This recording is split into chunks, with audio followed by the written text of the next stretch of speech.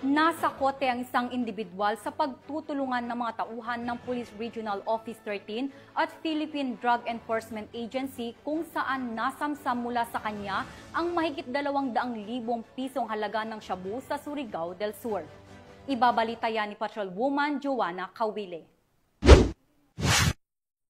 Nasamsam ang tinatayang 272,000 halaga ng hinihinalang shabu mula sa isang kawani ng gobyerno sa ikinasang bypass operation ng Surigao del Sur Provincial Intelligence Unit, katuwang ang Tandag City Police Station at PIDEA Surigao del Sur sa Barangay Bagong Lungsod, Tandag City, Surigao del Sur nito lamang August 22, 2025.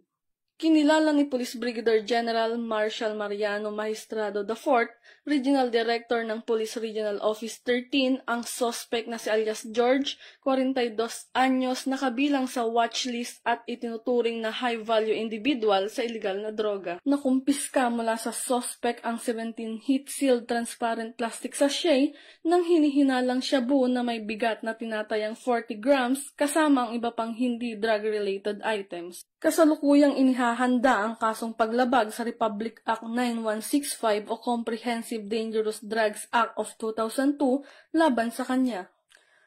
Patuloy ang Police Regional Office 13 sa maigting na kampanya laban sa iligal na droga upang masiguro ang isang ligtas, mapayapa at maunlad na pamayanan dahil sa bagong Pilipinas ang gusto ng pulis ay ligtas ka.